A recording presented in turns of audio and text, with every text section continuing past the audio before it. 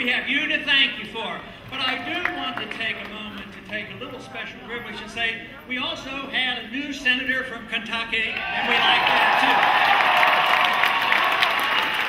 too. This week I was scheduled to be on a financial program. I've been on a few of those lately, talking about things like the Federal Reserve and a few other things. But I never got around to talking about this program this week about the Federal Reserve because all of a sudden there was a speech given by Mubarak about his potential resignation. Of course, he resigned today. So that was the subject. But a lot of people now say, what should our position be? What should our position be about finding the next dictator of Egypt? And I would say we need to do a lot less, a lot sooner, not only in Egypt, but around the world. Some people want to argue with us about that and say we have a moral responsibility to spread our goodness around the world, and it's our obligation to do this.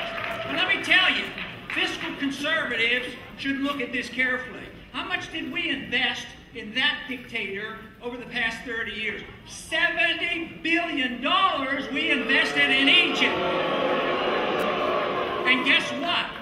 The government is crumbling and the people are upset, not only with their government, but they're upset with us for propping up that puppet dictator for all those years.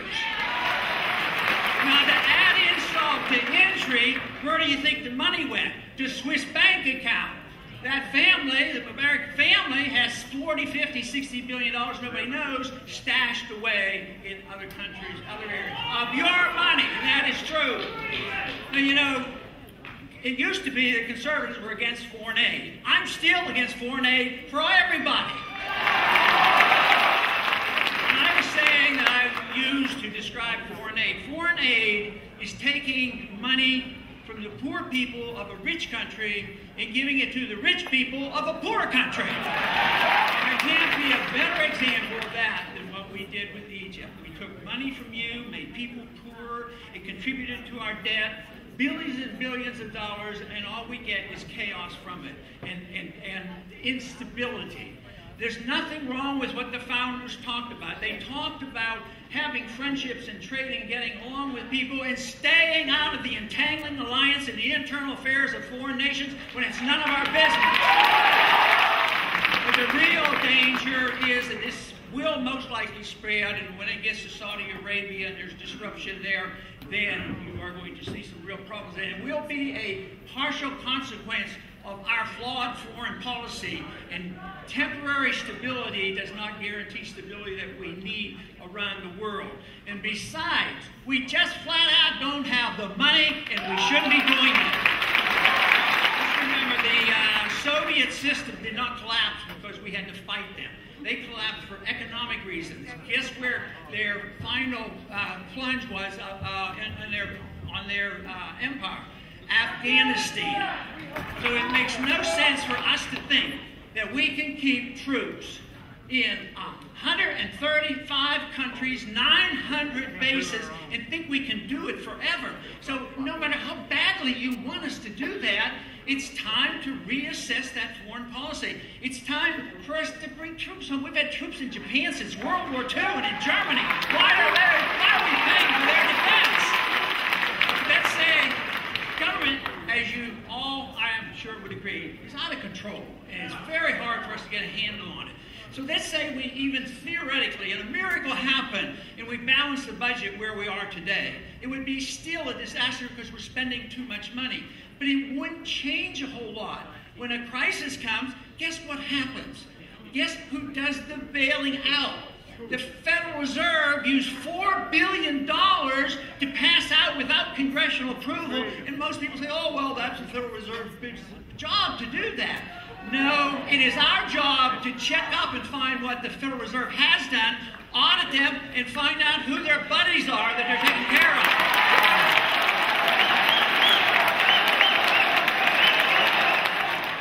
Reserve creates money out of thin air. They can loan to banks, central banks of the world, to other governments and international financial institutions, and we're not even allowed to know. They resent the fact that when I ask these questions, that they don't have to give us information. That's why the bill to audit the Fed is the first step to ending the Federal Reserve.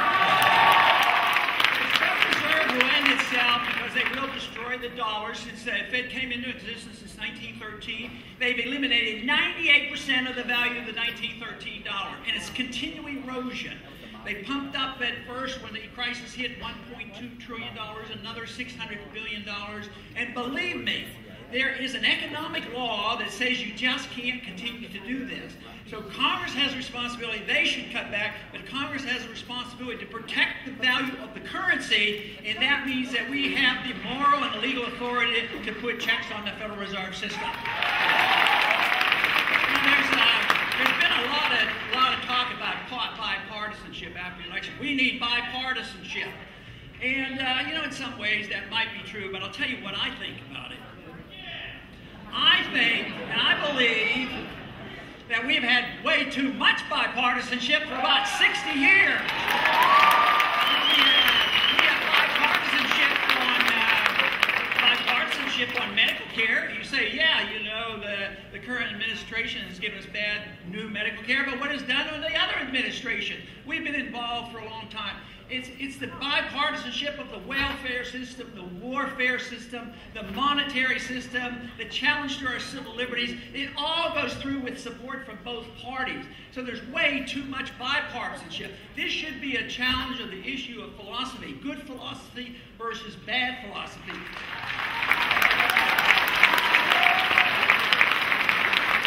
And when you can agree on something, you should make coalitions with whomever will agree with you and come together.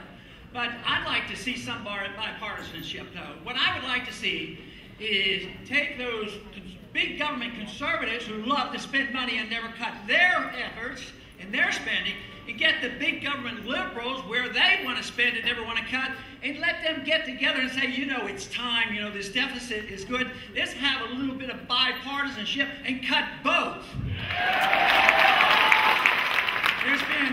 There's been talk lately about American exceptionalism. Man, we like to talk about that. I think we certainly live in an exceptional country. We have been blessed. It's been the greatest country, most freedom, most prosperity. My concern is I'm afraid we're losing it. I'm afraid we've given up on our devotion to liberty. That's where our problem is. But where I think we go astray on this exceptionalism is there's some people, and sometimes they're referred to as neoconservatives, and they're sort of neo-Jacobins, where they believe that we have this moral responsibility to use force to go around the world and say, you will do it our way or else. Well, force doesn't work. It never works. The best way to get people to act more like us if we're doing a good job is for us to have a sound economy, a sound dollar, treat people decently, have a foreign policy that makes common sense, treat people like we want to be treated, and then maybe they would want to emulate us and say, freedom does work, and we ought to try it. But we can't force it on other people. There's one general rules about what we should expect from government. There is, the First Amendment is a great amendment. Freedom of expression is protected. The government shall write no laws in reference to our freedom of expression. It doesn't say that we are to have an expression of only the non-controversial ideas. It's freedom of expression. People are pretty good on the First Amendment, but where they slip up is they say the government should write no laws about the freedom of activity. So they want to tell, the liberals want to talk about how to regulate your economic activity and how you spend your money, and others want to regulate your personal lifestyle. But government should not be regulating us, and we should adapt one other principle for that to work. We should all swear off the use of violence against our neighbors, our friends, or our other countries. The purpose of all political activity, from my viewpoint, is to promote liberty. Liberty is the most important element. Liberty comes from our Creator. It doesn't come from our government. If we have a free society, we can go about our business and do our very best, work toward virtuous things and work toward excellence. When government takes over the role of making us virtuous and making us excellent and redistributing the wealth, they only do it at the expense of liberty, and that's why we're in such terrible shape today, is because we've allowed the government to be so much involved. Government should never be able to do anything you can't do. If you can't steal from your neighbor, you can't send the government to your neighbor to steal for you. There should be no redistribution of wealth. The exciting things that are happening today and gets me energized is coming to events like this and meeting with the young people and going to the campuses and finding out what Young Americans for Liberty have done. And believe me, the ideas and the principles of liberty are alive and well in the next generation, and there's every reason in the world for us to be optimistic about what's coming. One suggestion before I close that just to think about, because it's not a perfect solution, but especially the young people. What if I had the authority to do it? What if I could offer you and say, look, we're not doing such a good job being government these days. We make promises and we don't know about the future. But would you consider opting out of the whole system under one condition? You pay 10% of your income, but you take care of yourself. Don't ask the government for anything. You're probably going to have the opportunity because government is in the process of failing and they can't deliver on the goods just as the Soviets couldn't deliver the goods and maintain their own power. We will have those same problems domestically, and we face serious economic problems as this dollar crisis evolves. But let me close with comments from Sam Adams. He says, don't worry about it if we're not a majority. All we need is a minority keen on spreading the brush fires of liberty in the minds of men.